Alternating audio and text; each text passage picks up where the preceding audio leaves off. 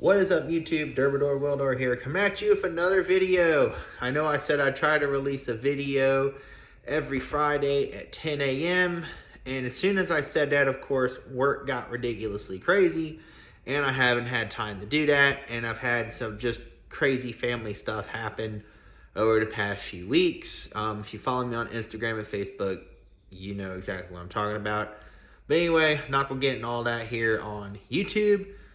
I'm coming at you, show you some stuff I got around the shop, and have some good giggles about things that customers say or other welders say that really grind my gears and really get on my nerves. And I guarantee you've heard it, and we can all have a few laughs about it. If I haven't already shown this off in an older video, this is my Prime Weld Cut 60, 60 amp plasma cutter. Just a basic Chinese plasma cutter, not going to sugarcoat it. I'm giving Prime Weld a shot here. I'm waiting for my Langmuir table. I ordered a Langmuir plasma table, and this is to go with my Langmuir Pro 4x3 plasma table, which is going to go over there where the 210 and 211 Miller and Lincoln are sitting. So that will go with that. The shop, as you can see, I mean, it's a shop now. Haven't in older videos shown off how nice the shop really is now. It really is a shop.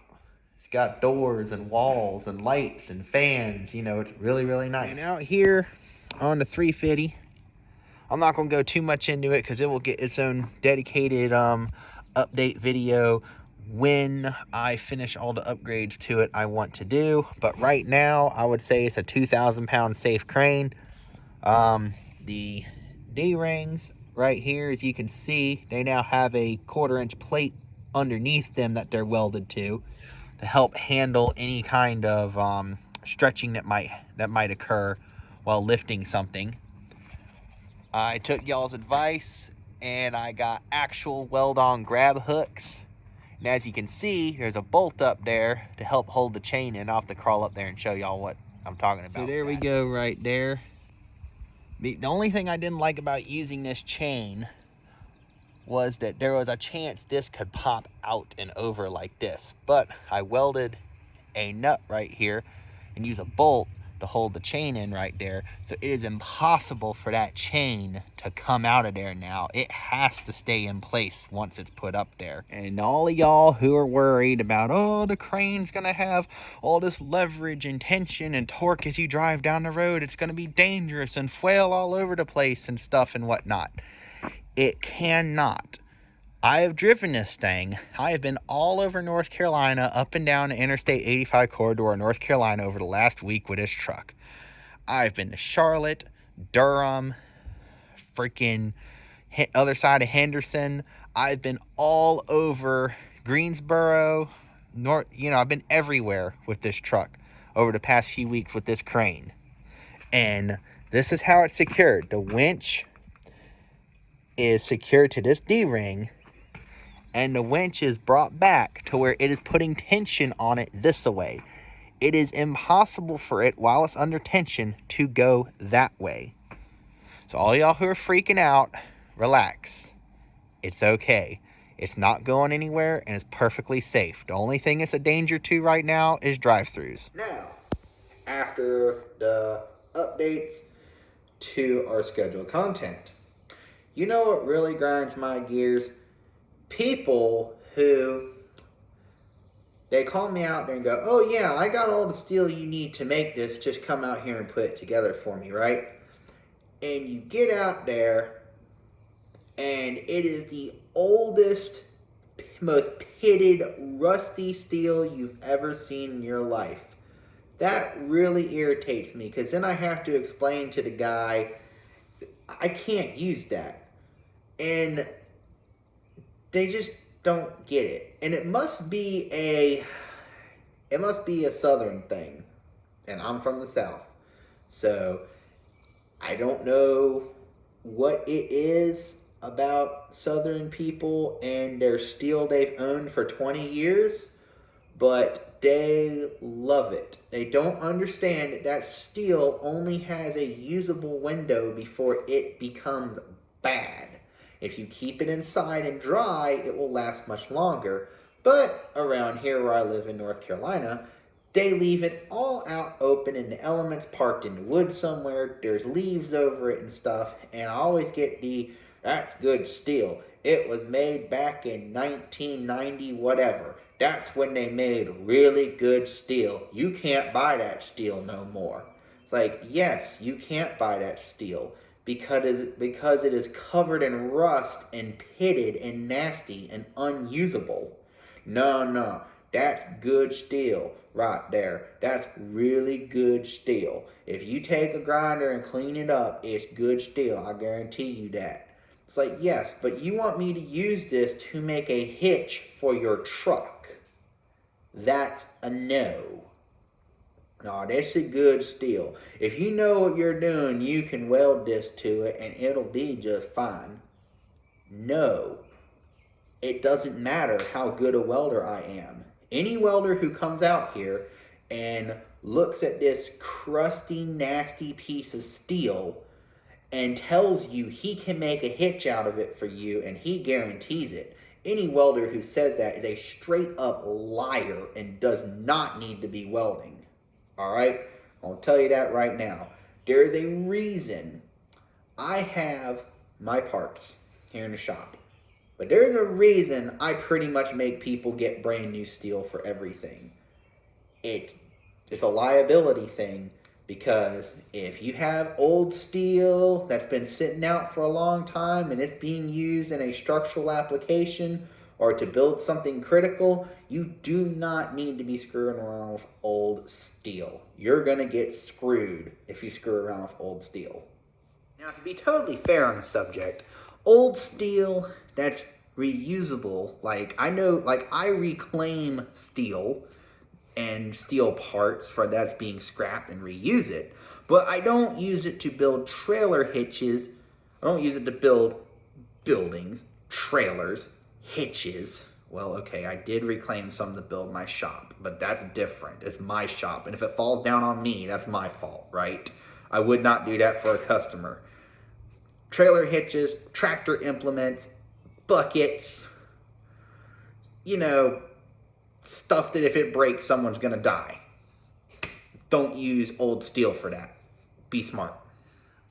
Another thing, this is a thing that other welders say, and I think the last few generations of welders before me were not totally informed about how spool guns and push-pull welders work.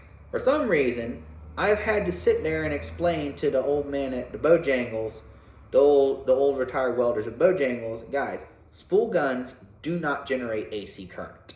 They use DC positive to weld. And they're like, no. You gotta have AC to clean it. That's where the cleaning action comes from. No, the cleaning action does not come from AC. Oh, yes, it does. It's the current going back and forth that cleans it. If you don't have that, it won't clean it. So it has to generate AC somehow. And I have to sit there and explain, no, it's the current coming from the workpiece up to the electrode that cleans it. That is DC positive polarity. That is your cleaning action. And I still get the runaround. No. Someone told you wrong. It's like, so where on your MIG gun does it say it generates AC? And when you put your MIG machine together and you hook the spool gun in there, you're having to set it to electrode positive. It's either electrode positive or electrode negative. There's a little switcher thing in there. And then I have to sit there and explain that there's a little switcher thing in their machine to switch the polarity from positive to negative.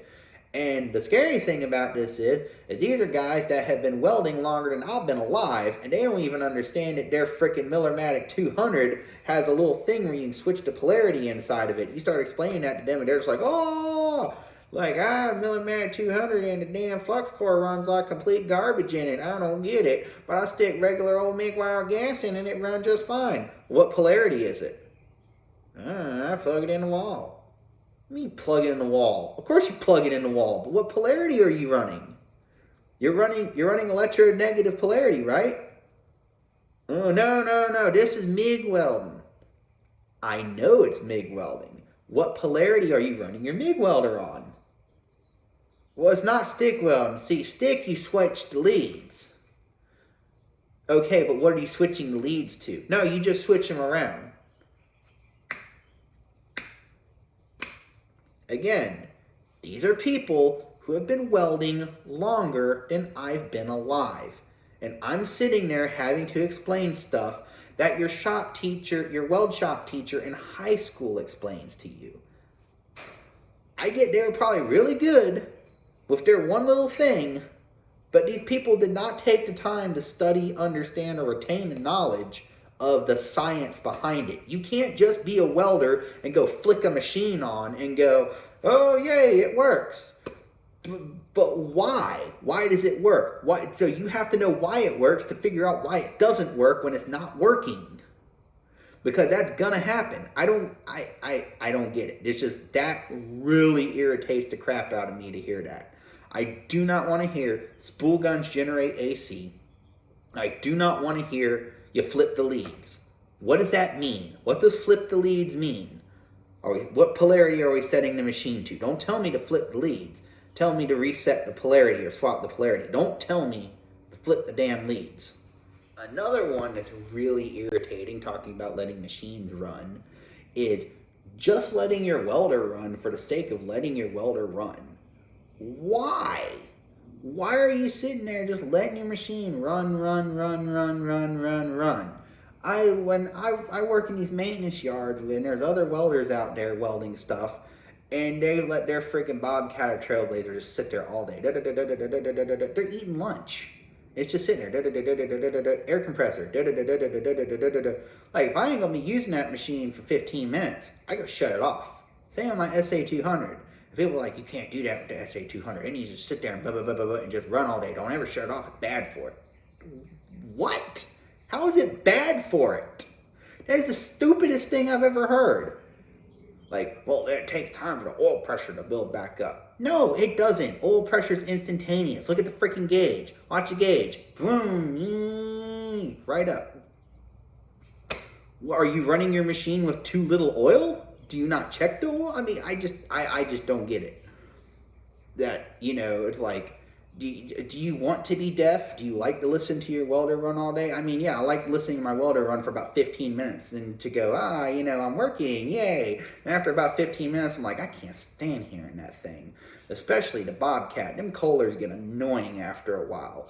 I can handle the Continental on the SA200 for about 30 minutes before I'm like, I really don't want to hear that thing anymore. Please go shut it off. I'm running a grinder right now. And I got battery powered grinders on that truck. So if I'm grinding something and fitting something or whatever, I can shut the machine off and I ain't got to listen to it for the next 30 minutes while I set stuff up. And I'm definitely not going to sit there and eat my lunch right up under my SA200. I can tell you that right now. I don't want to listen to that thing while I eat lunch. I want to shut that thing off. I want to feel the breeze and hear the birds. And finally, maybe finally, I might think of a few other things. Well, really, another thing that really grinds my gears is, do you accept 30 or 90-day payments? No. Is your project being delivered in 30 or 90 days? Oh, no, we want 30 or 90 days once the project is completed. It's like, well, no. I'm not giving you 30, 90 days. 90 is definitely not happening. 30 ain't happening. I won't even take 14. I'll take 7 for people I worked with a lot and people that I have leverage, like, I have some of their stuff here at my shop. So if they decide to wait and they go, hey, where's this, that, and the other? Oh, well, maybe you should, well, where's my check? Oh, it's coming, don't worry. Like, is it mailed out yet? Oh, I don't know, I'll have to check. Well, I ain't gonna touch no more of your stuff till I get paid for that last thing I fixed for you. I do not take any kind of payment plans or anything like that anymore. I will tell you what it's going to cost, or as close as I can to what it's going to cost before I do it. And if it's going to change, I will call you and tell you it's going to change or might change or we have to talk about it again. I will do everything I can to keep there from being a surprise, which is more than most welders will do. All right?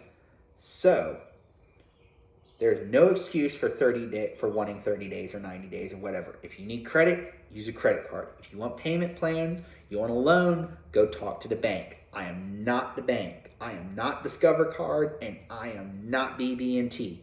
I am not your place to be getting credit or loans. If you need that, that's why banks exist. Which actually rolls me into another subject. I'm a welder, not your mechanic. I can't tell you how many people will I will take a few things apart to get to whatever I need to work on, but I can't tell you how many people want me to dig their vehicle apart to get to something. I got a dude today brought a freaking 2018 F-250 over because the turbo downpipe had already rusted out. Shocking. His truck was nowhere near as old as mine, and he was having some interesting problems with it. What about that new truck thing we're talking about here? Oh, new trucks are so great, right, guys? And I'm like, yeah, so where's that turbo pipe? I was like, well, if you reach down here, down the back side of the motor here, you feel that right there, you feel the rust holes. I'm like, yeah, it's kind of hot. Oh, I should probably shut it off. But yeah, you feel the rust holes right there. I need you to take care of that. Like, yeah, I guess if you pull the turbo downpipes off and, I actually look at it and see. He's like, well, I was thinking maybe you could pull all that apart and pull them out. Like, nah, dude, I'm not a mechanic. I'm sorry. You're going to have to get a mechanic to pull that apart, or you'll have to pull it apart. It's like, well, I thought you were a welder. I was like, yes, I'm a welder, not a mechanic. I am not pulling your vehicle apart in my front yard to get to something like that. That is your responsibility or a mechanic's responsibility, because I am not trained to be a mechanic. I'm a shade tree mechanic. I can fix my own stuff, and that's about it. I'll remove a tire or an air cleaner or an exhaust manifold or something stupid like that to get to whatever I need to weld. Anything more than that, not doing it.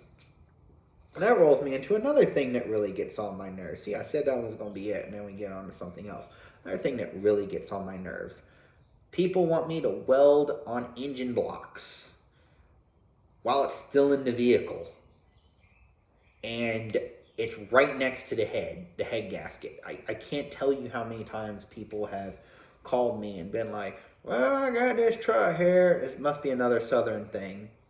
Oh, I got this truck here, and it's leaking right here at the head, out there at the head in the gasket. Can you just kind of zip that up with a weld real quick?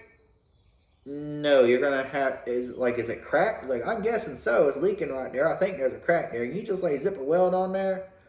Like, if you pull the head off and bring it to me, we can look at it and figure something out. He's like, well, I really don't want to pull the head off. I figure you could just zip a weld on there real quick. Like, yeah, that's not going to fix your problem, bud. You need to pull the head off so we can look at it and fix the problem correctly. Well, there's a guy I used to use who, he's a welder. He retired. He do that stuff all the time. Just, throw a bead on it. It lasts forever. He knew what he was doing. You get a little heat and just put a zip of weld on it. It lasts a good long time. Like, that's still not the correct way to fix it. And I don't know what your friend did, but I'm not fixing it that way. If there's a crack in that head, you need to pull it off so we can excavate the crack and find the ends of it and drill the ends out and weld it back together properly. Then it needs to go to a machine shop to get resurfaced if it is on that area, because it probably at that point, putting that heat into it, the head is probably warped slightly, and you're going to have to get it resurfaced if the crack went over the mating surface. Oh, that's only a lot of money to be taking it to the machine shop. I don't think that vehicle's worth taking anything to the machine shop. Like, well, if it ain't worth taking anything to the machine shop, it definitely ain't worth having me come out and work on it. There you go, guys. It's me rambling on for however long I decide to make this video. I'm going to try to keep it under 20 minutes so it's actually watchable, because I know some of my videos I ramble on for a long time. But thank you guys for watching this video. If you like this video, please be sure to like and subscribe, and please check out all my other videos. I got a lot of cool stuff on here. Thank you guys, and y'all have a fantastic day.